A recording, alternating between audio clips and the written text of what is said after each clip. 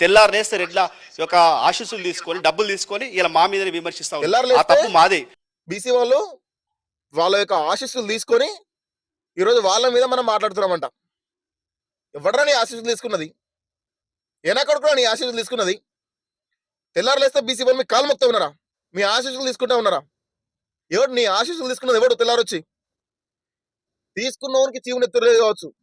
బిడ్డ నువ్వు దాన్ని అడ్డు పెట్టుకుని కనుక బీసీ వాళ్ళందరినీ కనుక తెల్లారులైతే ఆశీస్సులు తీసుకుంటా ఉండని చెప్పి మాట్లాడడం అనుకో కొడక, ఎక్కడున్నా కూడా వదిలిపెట్టే ప్రసక్తి లేదు.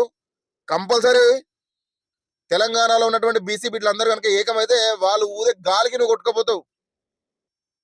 ఏం మాట్లాడుతా ఉన్నావు?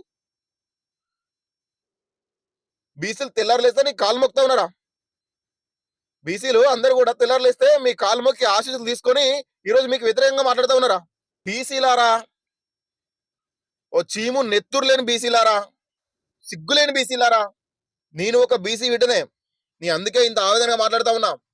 నాకు ఒళ్ళు మండిపోతా ఉన్నది. తెల్లారులేస్తే మనం వాళ్ళ కాలు మొక్కుతున్నామంట. సిగ్గు అనిపిస్తలేదు? కొంచెం కూడా సిగ్గు మనం అనిపిస్తలేదు?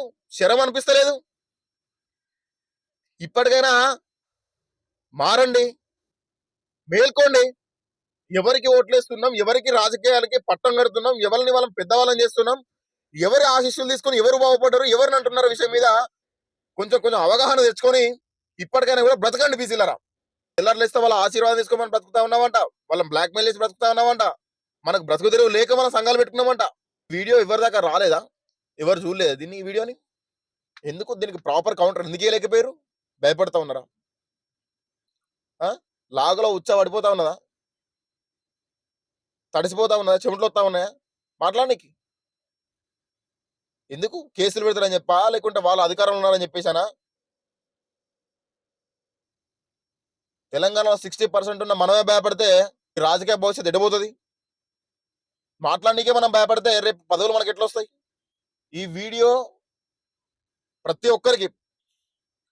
ఒక్కరికి బీసీ అనే ప్రతి ఒక్కరికి కూడా, ఈ బీసీ బిడ్డలందరికీ కూడా చేరే విధంగా ఈ వీడియోని చేయండి. ఎందుకంటే కొంచెమైనా సిగ్గు రావాలి, కొంచెమైనా మార్పు రావాలని చెప్పేసి ఈ వీడియో చేస్తా ఉన్నా.